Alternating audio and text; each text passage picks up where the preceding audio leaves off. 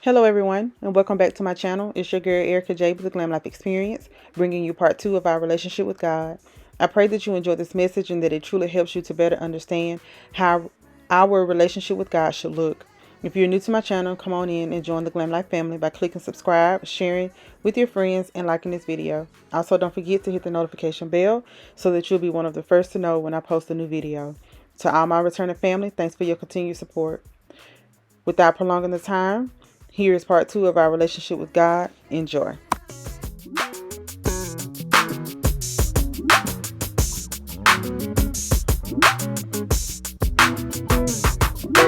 Get clam, yeah. Grace, love, and mercy, get you some. Forgiveness. It's like, if I'm in a relationship with someone and and they know that my main requirements is communication, spending time with each other, and respect. And at some point in the relationship, they decide that, they're going to break one of the things that I require. And it's up to me if I'm going to forgive them when they break that thing or when they break my trust. It's up to me on if I'm going to forgive them. And if they come back and they say they're sorry and if they're going to do better and they're showing me that they're going to do better, 9 times out of 10, I can move past it. But if they don't, I'm going to still move past it, but I might move past it without them.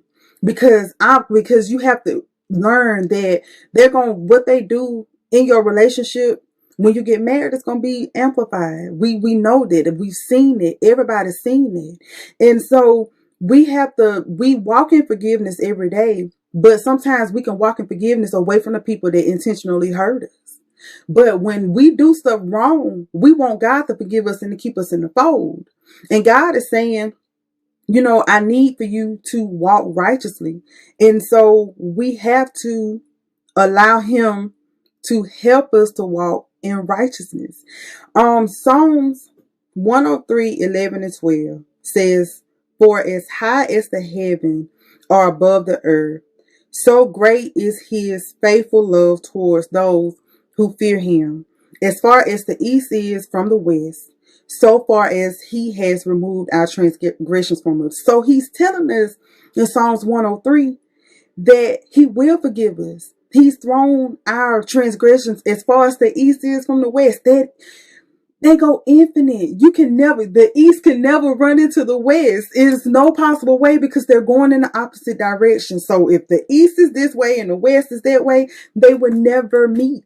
And so he's saying, I'm throwing those things away from you, but I need for you to love me in a way that you will never intentionally do things that's going to hurt me. We have this misconception that the Lord wants us to go through stuff in order to prove our worth. And I promise y'all, that is a lie. That is a lie. That is a lie. I was reading something today on Facebook. And this is one of the reasons why I went the way that I did in the lesson tonight. And at first I was with her in what she was saying, because she said, I don't agree with struggle love in relationships. But then, and when she was talking, I'm like, yeah, I agree with that, because I shouldn't have to be no ride or die chick for you to love me the way I desire to be loved. If you don't see my worth from the get-go, then you gotta go. And so I agree with that.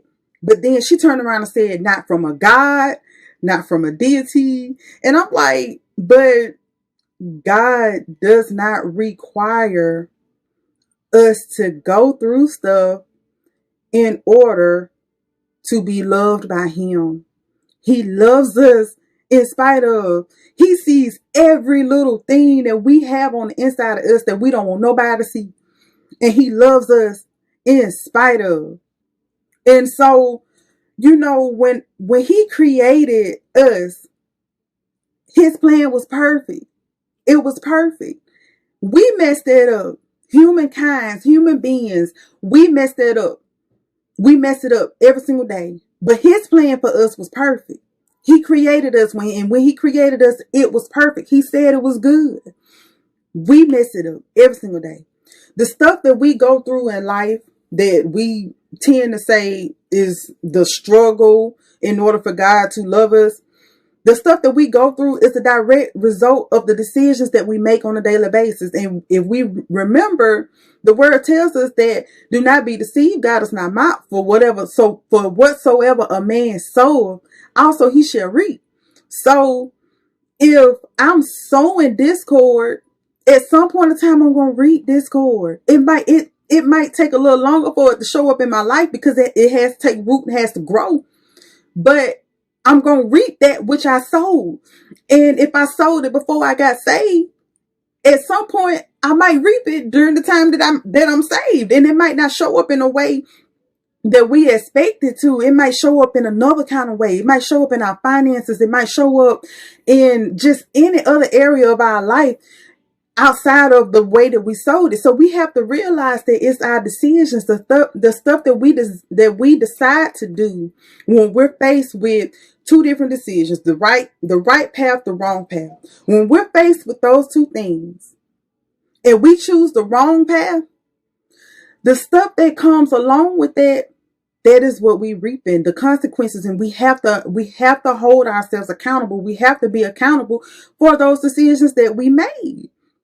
But it has nothing to do with God, because God is telling us the right way to go. We chose the wrong path. We chose to go the wrong way. And so we're basically a result. The stuff that we're dealing with is a result of the decisions that we made. I can't stress it enough. God does not say, oh, look, I wonder what I can put Erica through today. I wonder how I can make her day bad. I wonder what kind of stumbling block I can put in her way to make her do something that's going to prove to me that she loved me. God ain't doing it. He's not doing it. I don't understand. I know that it comes from teaching, and we've been taught for so long. And I don't fault the older preachers because they are only teaching what they've been taught. But at some point, we have to get in the word for ourselves. We have to learn for ourselves. We have to read for ourselves. We have to study for ourselves. And there are too many scriptures out there that negate that ideal that we have to go through stuff in order for God to love us. That is not true. And so it's just something that we have to learn for ourselves. He has his wrath. Yes, he's vengeful. But those things are not towards us. It's not towards his people. He's literally telling us in scriptures all through the Bible that if you pursue me, I'm already pursuing you. I need you to pursue me back. I need you to come to me. I need you to call out to me. I need you to come to me because I care for you. Give me your burdens. Cast your burdens on me. Cast your cares on me. I care for you. And that's why we must pursue God on our own.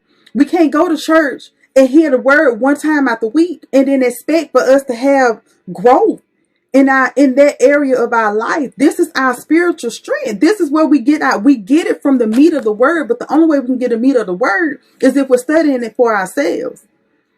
We have to do that.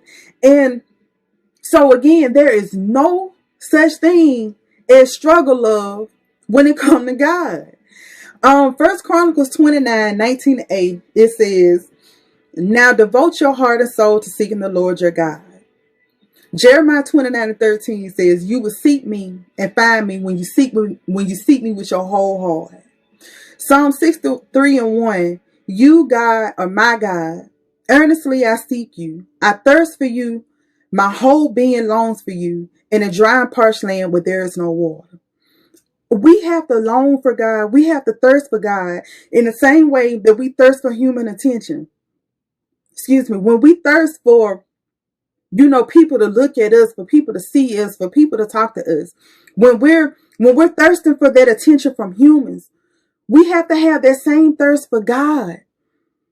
Because I'm telling you, that's the only way we're going to have working, healthy relationships with people of the earth.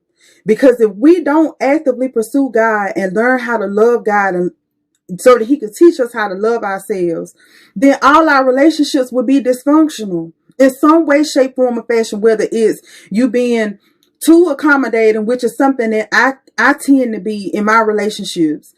I have no issues with being accommodating to a certain extent, but sometimes I find myself being overly accommodating to people that wouldn't go the same for me, who wouldn't give me the same, length of rope that I would give them. And so I'm still learning how to have boundaries within relationships, whether it's friendships or whatever. I'm still learning to have boundaries. And so when we're learning with God, and God is teaching us, and God is growing us, because we're pursuing him actively, not passively, not praying, not reading. When we're actively pursuing him, getting in the word, praying, talking to people, our conversations are about God.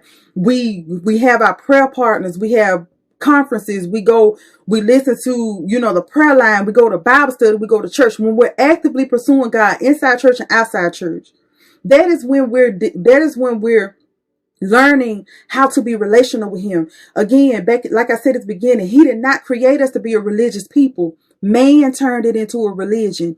Man said you have to do this in order to get this. Man said that if you don't be this way, then God can't love you. That is man made. Man did that. And God is saying that is not what I want from you. I created you to worship me. I created you to love me. I created you to trust me. I created you to devote your life to me. And yet you can't do it because you're too busy listening to man. You're too busy going out there and trying to, this is where we're going. You're too busy trying to choose to worship other things other than me. Money, our ancestors. I don't even know. This is the thing that has been going on so heavy on Facebook, with people talking about, I talk to my ancestors, or I see my ancestors, or my ancestors this, my ancestors that. And I'm like, but at what point are your ancestors talking to you? When we die, our spirits go back to God. So are you communicating with your ancestors, or are you communicating with some other kind of spirit? And so we have to be careful, because the word told us that in the end times there was going to be a great falling away.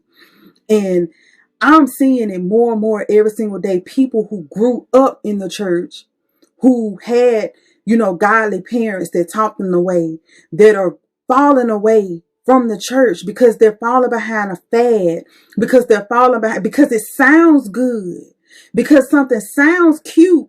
And you're like, you know what? That's deep. Let me follow that. And then you mess around and you stray so far away from God.